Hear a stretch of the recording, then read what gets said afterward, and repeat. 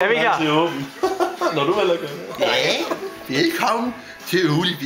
part 2. Det her, det er min elskerinde. Hun er godt nok ikke nogen huller, men jeg bruger hende alligevel.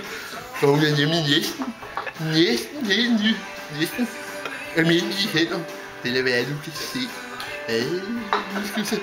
Og det her, det er min telefon. Den virker aldrig. Sådan. Og velkommen til vores nye gæst, Martin. Velkommen til. Mange tak. Hvad synes du, man skal gøre, hvis man skal have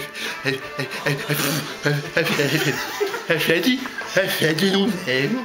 Jeg ved det virkelig ikke selv. Jeg har prøvet at tage dem, hun skrev frem og allerede efter et års tid. Ja. Det er virkelig ufattelig. Jeg er ellers så smuk. Jeg er lige min næste barberet for nylig. Plus, at jeg er lige blevet klippet ordentligt igen. Og altså videre. Nu har jeg kun mit usle tøjdyr. Men jeg synes, jeg skal bruge nogle andre huller i det der. Jeg skal selv til at sprætte op. Det giver mig godt ikke. Vel? Og derovre baginde, der har vi vores anden nye gæst. Velkommen, Lars. Og Lars, hvad vil du sige, hvad jeg skal gøre for at få fat i kvinderne? Nej.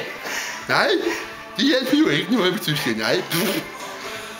Og den der, hold nu op på det der. Jeg gider ikke at finde mig i det. Jeg skal ikke finde mig i det der.